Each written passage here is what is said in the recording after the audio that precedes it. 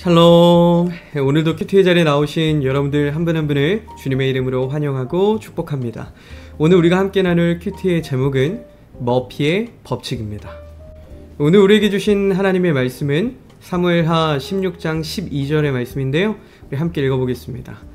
혹시 여호와께서 나의 원통함을 감찰하시리니 오늘 그 저주 때문에 여호와께서 선으로 내게 갚아주시리라 하고. 아멘. 자, 이제 오늘 말씀이 또 어떤 성경의 배경을 가지고 있는지 우리 성경 해설을 통해서 함께 살펴보겠습니다. 오늘 말씀은 다윗의 아들 압살롬이 아버지 다윗을 향한 백성들의 민심을 다 흔들고 도적질해서 결국에는 반역을 일으킨 이후의 상황입니다. 당시 이스라엘의 통일을 이루었던 영웅이죠. 이 다윗이 졸지에 아들의 반역 군대를 피해서 마하나임으로 피난길에 오르고 있는 겁니다. 그런데 설상가상으로 이 피난길에 접어들면서 만났던 그 과정 속의 사람들은 다윗의 신세를 더욱더 처량하게 만들었습니다. 먼저는 시바를 만나는데 다윗의 가족들을 위해서 각종 먹을 것들과 그리고 나귀를 싣고 다윗을 환대하는 척 했지만 살살 이간질을 놓으면서 가머니설로 자기의 이익을 챙겨갑니다. 그리고 이어서 만난 시므이는 다윗의 아픔에 공감하기는커녕 오히려 다윗과 그의 신하들을 향해서 돌까지 던지면서 저주와 욕을 퍼붓습니다. 안 그래도 비참했는데 더 비참하게 만들었던 두 사람으로 인해서 다윗은 더 나라까지 가는 듯 했습니다. 그런데 다윗은 이런 상황 속에서 오늘 본문과 같은 고백을 하고 있는 겁니다. 오히려 이 상황을 하나님께서 선으로 갚아주실 것이라고 기대하고 있습니다. 상황이 이쯤 되면 하나님을 원망하는 게 정상입니다. 그런데 왜 다윗은 여전히 하나님을 향한 그 믿음을 놓지 않고 있는 걸까요? 다윗은 모든 것을 거두어 가신 지금뿐 아니라 하나님께서 나에게 복에 복을 더하셨던 그때도 동일하게 기억하고 있었습니다. 그래서 이 억울함을 주신 하나님과 넘치도록 축복해 주셨던 하나님이 동일한 하나님이시고 그분이라면 언제든 다시 나를 가장 좋은 길로 인도하실 것을 믿었기 때문에 그 믿음을 지킬 수 있었던 것입니다. 우리가 일상적으로 사용하는 말 중에 머피의 법칙이라는 말이 있습니다. 이 뜻은 일이 좀처럼 풀리지 않고 오히려 갈수록 꼬이기만 해서 되는 일이 없을 때 흔히 사용하는 말입니다. 우리의 주변에만 봐도 이러한 머피의 법칙들이 종종 일어나곤 하는데요, 몇 가지 예를 들어보면 내가 버스 정류장에 도착했을 때 마침 버스가 출발해서 꼭 코앞에서 놓칩니다.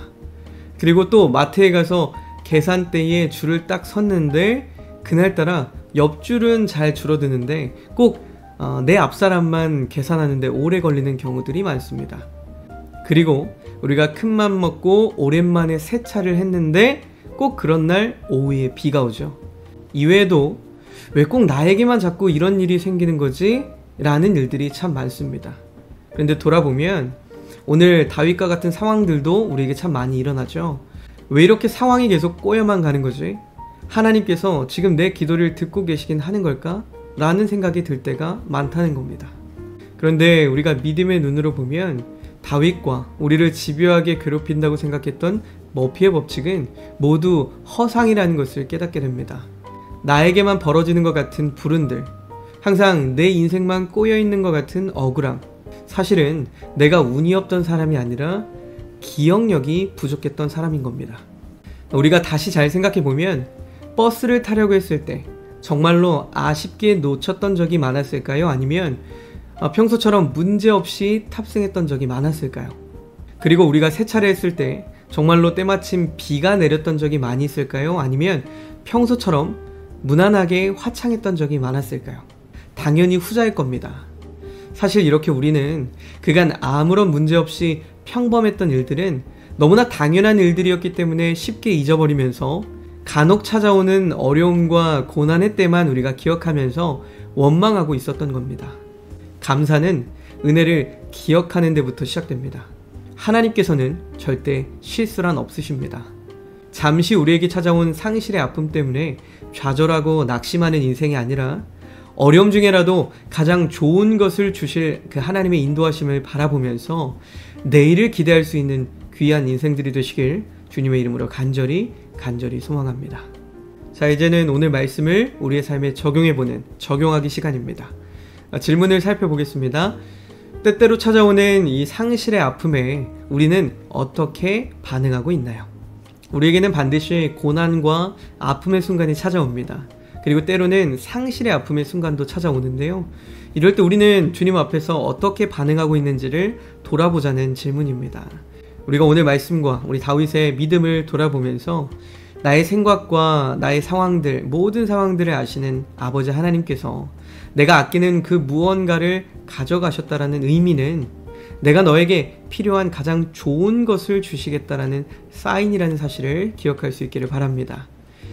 물론 잠시 우리가 아플 수 있습니다. 그런데 그런 과정 후에 가장 좋은 것을 우리에게 주시기 위해서, 그래서 더 멋진 하나님의 자녀로 살게 하시기 위해서 우리의 좋은 것을 거두어 가시는 겁니다. 좋은 것을 거두어 가셔서 가장 좋은 것을 주시는 하나님, 오늘 그 말씀을 명심했으면 좋겠습니다.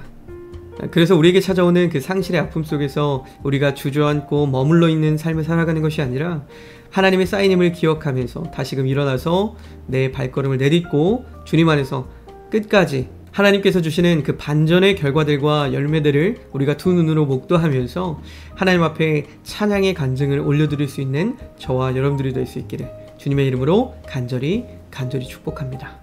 자, 이제는 우리의 결단들을 주님 앞에 올려드리면서 다 함께 기도하심으로 오늘 큐티를 마치도록 하겠습니다. 기도하겠습니다. 사랑의 하나님, 때때로 우리 눈앞에 보이는 현실과 상황이 막막해 보여도 그 문제 너머에서 모든 것을 예비하고 계시는 그 하나님을 바라보면서 끝까지 좌절을 희망으로, 고난을 선물로 바꾸어내는 우리가 되게 하여 주시옵소서. 예수님의 이름으로 기도합니다. 아멘.